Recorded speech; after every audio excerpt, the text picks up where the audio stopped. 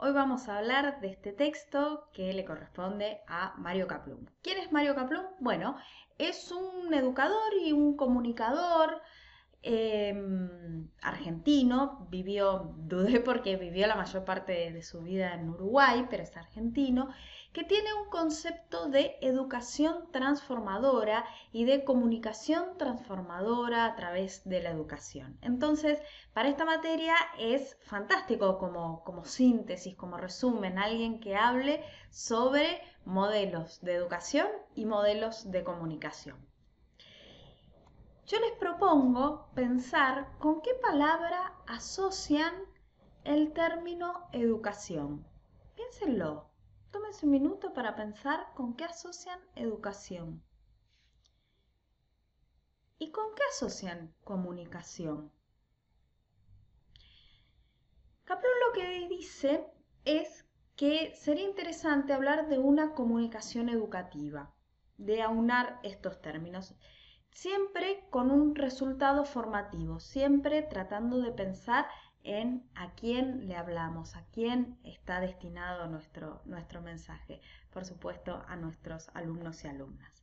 ¿Sí? Entonces la tesis de Kaplun en este texto tan interesante es que a cada modelo de educación le corresponde un modelo de comunicación y plantea básicamente tres modelos de educación y tres modelos de comunicación relacionados. ¿Sí? El primer modelo que desarrolla es el modelo que hace énfasis en los contenidos, la llamada educación tradicional. ¿Sí? La llamada educación tradicional. El segundo modelo que desarrolla de educación es el modelo que hace énfasis en los efectos, este modelo mucho más tecnicista. Ambos son modelos exógenos. ¿Por qué? Porque sus objetivos y su centro está fuera y el alumno está fuera. El educando está puesto como un objeto de nuestro trabajo. En cambio, el modelo que hace énfasis en los procesos es un modelo de tipo endógeno, en donde ya el educando es un sujeto y un sujeto protagonista, y el énfasis no está puesto en el docente, sino en el protagonista, que son los y las alumnos y alumnas. Entonces vamos a empezar a desarrollar este modelo. El primer modelo es este, de énfasis en los contenidos. Vamos a ver de qué se trata. La educación con énfasis en los contenidos es lo que muchas veces en didáctica y en pedagogía habrán visto como esta educación tradicional, ¿sí? Como lo que Freire llamó educación bancaria. ¿Por qué le decimos bancaria? Porque es vertical, es autoritaria y sobre todo la actividad docente únicamente se limita a depositar conocimientos en la mente de los estudiantes como si fuese dinero en un banco. Lo central en este método son el profesor y el contenido. Los detractores de este modelo argumentan que informa pero que no forma y que tiende a la domesticación, tal cual como estamos viendo en esta imagen que estamos casi generando productos en serie, como la máquina de The Wall, la película Pink Floyd The Wall, si no la vieron la recomiendo mucho. Hay muy poca participación de los alumnos, sus experiencias son desvalorizadas, sus vivencias, casi no se los individualiza como personas. Se premia la memorización de conceptos por sobre la educación y la producción personal. Se tiende a repetir. Entonces, el educador es siempre quien habla, es el portador y el dueño de la palabra. El educando lo que hace es escuchar, recibir, es el que recibe ese depósito de conocimientos. El educador es quien pone las reglas, es quien arbitra las reglas de este juego. Y el educando se limita a un papel muy pasivo de aceptar esas normas y esas reglas de juego, básicamente por temor. El educador es el protagonista absoluto de este modelo y es quien ostenta el protagonismo porque está en el papel del que sabe. El alumno es el que no sabe.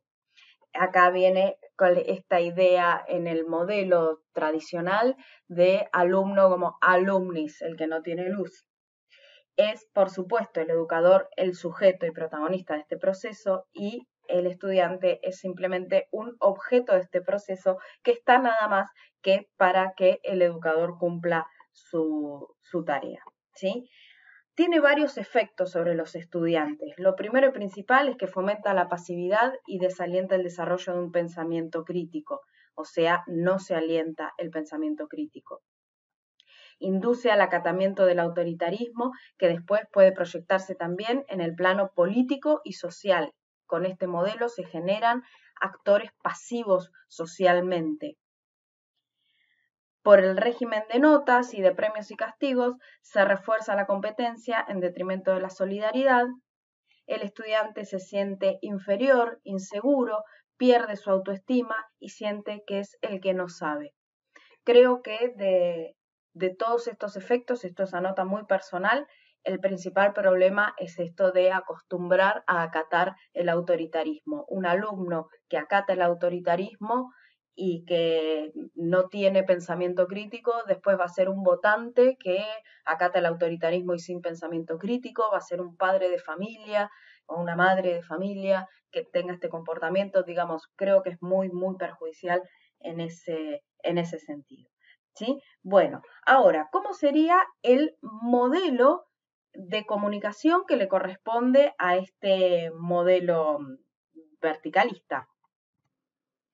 Bueno, el modelo de comunicación que le correspondería al modelo de educación bancaria es el que vimos con Jacobson, con esta idea, ni siquiera con Jacobson, la previa a Jacobson, la de Shannon y Weaver, de mera transmisión de información. Se trata de una comunicación absolutamente unidireccional, verticalista y bancaria, mera transmisión de información. Es únicamente el docente el depositario de la verdad, del saber, ubicado en esa posición de poder y de protagonismo absoluto. Por lo tanto, es el emisor, el absoluto protagonista del proceso, transmite desde su visión, sus experiencias, sin tener absolutamente para nada en cuenta al receptor, que en este caso serían los estudiantes. El receptor en este modelo únicamente escucha, sin posibilidad de intercambiar ideas, sin posibilidad de intercambiar opiniones, ni poner en duda o en cuestión lo que dice el emisor, sin poder indagar, nada de esto, ¿sí? Solo recibe el mensaje cuyo contenido fue exclusivamente seleccionado por el emisor.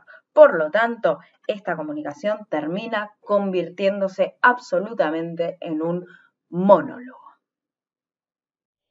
Ya vimos de qué se trata el modelo que hace énfasis en los contenidos, la educación tradicional, con este protagonismo absoluto del docente y casi el alumno con un público que le aplaude y nada más. ¿Sí? Entonces vamos a ver ahora de qué se trata este modelo que hace énfasis en los efectos. Vamos a ver sus orígenes, vamos a ver que hay muchas prácticas, así como todavía sobreviven muchas prácticas del modelo tradicional, del modelo que hace énfasis en los contenidos, el modelo que hace énfasis en los efectos también todavía lo vemos muy vigente. Hace nada se seguían tomando las pruebas PISA. El modelo basado en los efectos es un modelo que surgió en los Estados Unidos a mediados del siglo XX, después de la Segunda Guerra, y llegó acá a América Latina en los 70. El origen fue militar, tuvo que ver con determinados experimentos que en Estados Unidos se hicieron para aumentar la efectividad de las bases militares. ¿Sí? ¿Qué características tiene? Bueno, en realidad pretendió ser una especie de contraposición al modelo tradicional, pero terminó siendo tan autoritario y tan impositivo como él. Termina persuadiendo al educando para que adopte conductas e ideas en pos de lograr objetivos predeterminados. Esto es lo importante de este modelo, ¿sí? No plantea quién tengo adelante, quién es mi estudiante, sino más bien a qué objetivos tengo que llegar. Se instaura así una especie de educación manipuladora al plantear la enseñanza y el aprendizaje en base a objetivos, dificulta la interrelación entre los miembros de la comunidad y solamente se termina, digamos, corriendo en pos de alcanzar objetivos de conocimiento, pero nada de relación.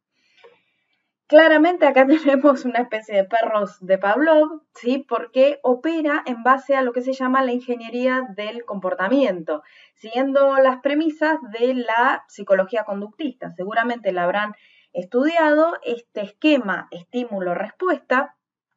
Únicamente se busca una respuesta determinada. Entonces, ¿en qué se opera? ¿En qué se hace énfasis? ¿En qué se basa? En mejorar los estímulos. ¿Para qué? Simplemente para lograr la respuesta esperada.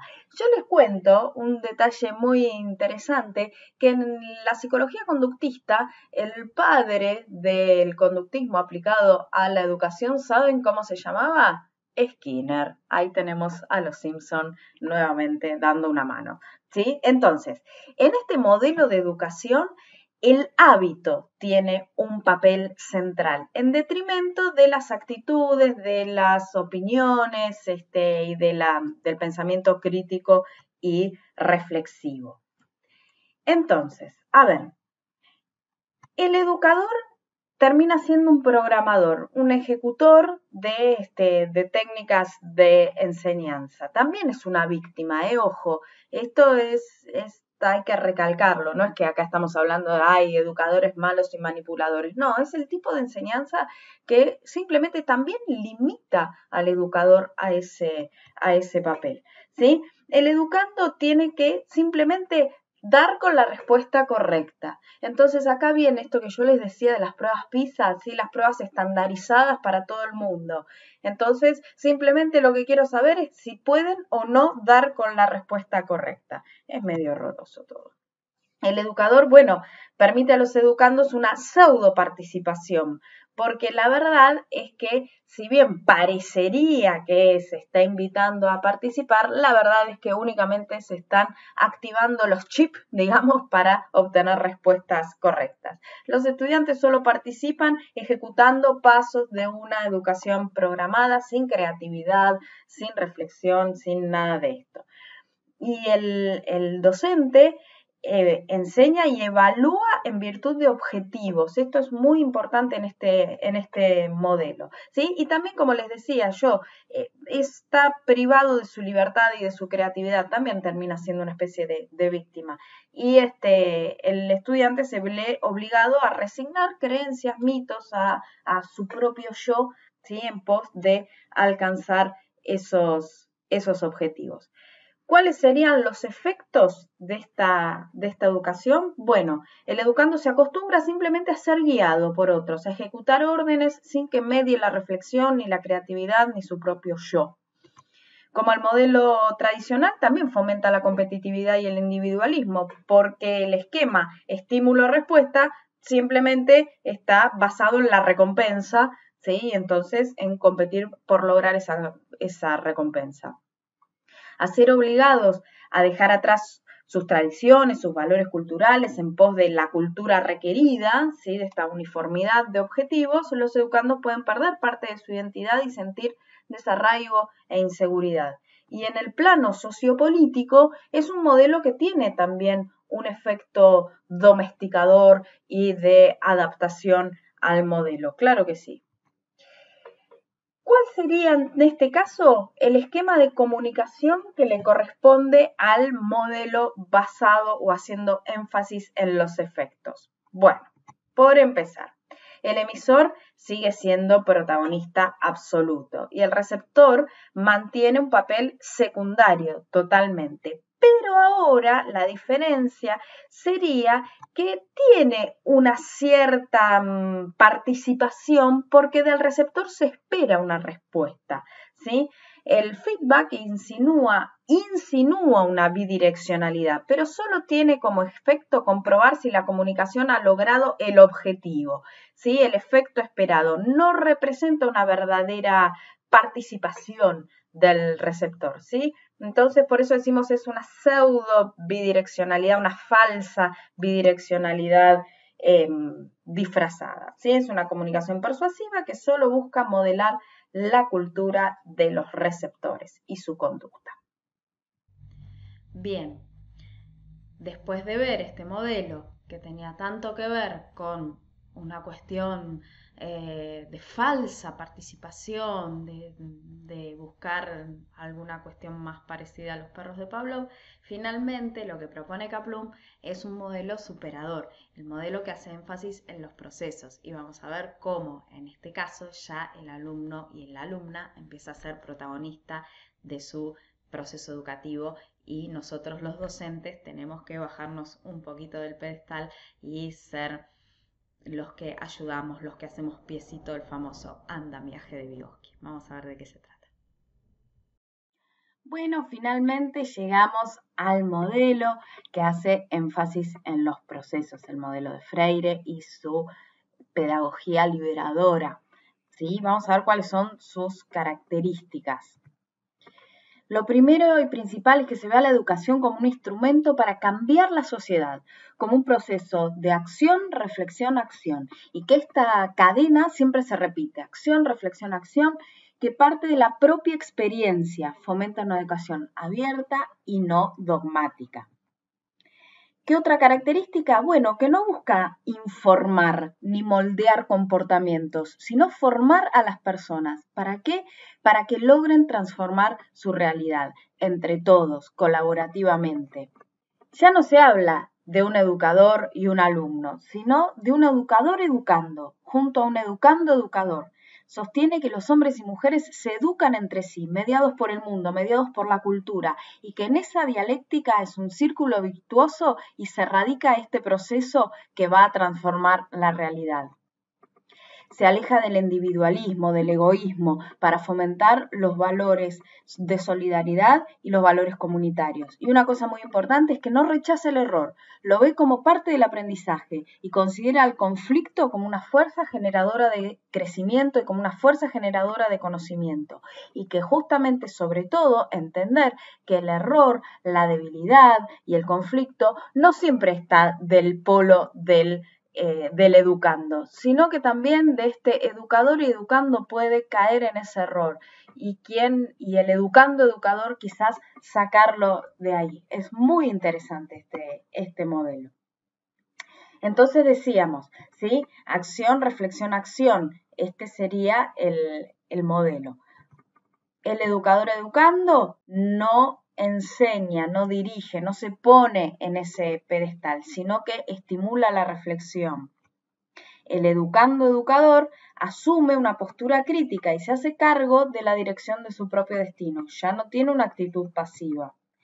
El educador educando interviene para que los sujetos aprendan a adquirir razonamientos, a adquirir pensamiento crítico, conciencia de su propia realidad, y el educando educador ahora estima que es protagonista de su proceso educativo y por lo tanto eso necesita que participe activamente. Pero cuidado, algunas aclaraciones para no confundir este modelo con un modelo demagógico, que nadie entiende sus roles, no, nada de esto. Primero y principal, poner énfasis en el intercambio no significa prescindir de la información, no significa renunciar a los contenidos, ¿sí? No todo debe salir del autodescubrimiento, no, desde luego, el docente, educador educando, tiene un saber que tiene que transmitir también, pero es quien hace de mediador entre ese saber y los educandos educadores. La información, por supuesto, es necesaria, pero debe nacer de una problematización previa, no de tengo este saber que no te importa de dónde viene y te lo vengo a dar. No pasa por ahí, sino que hay que problematizar ese saber previamente. Y tercero y principal, no está mal que el educando adquiera conocimientos ni destrezas, ni que el docente los transmita, pero esto siempre debe darse dentro de un proceso donde primen la conciencia crítica, el intercambio, el debate y la participación real. Entonces, ¿cómo se imaginan que será el modelo de comunicación de este modelo? Modelo. No hay un emisor que transmite a un receptor. Hay un emirrec. ¿Por qué hay un emirrec? Porque ese emisor después va a ser receptor y ese receptor va a ser emisor. En ese círculo virtuoso de la comunicación que realmente deja de ser unidireccional, es realmente bidireccional, son instancias, no hay un único emisor, sino es una instancia emisora que después va a ser una instancia receptora, y ahí es donde realmente se fomenta el diálogo. Bueno, les dejo acá un cuadrito que les armé a modo de resumen para que les sirva, para que tengan en cuenta algunos ejes y puedan comparar estos 3 modelos. Pero recuerden siempre, a cada modelo de comunicación le corresponde un modelo de educación y viceversa. Espero que hayan disfrutado Acaplo.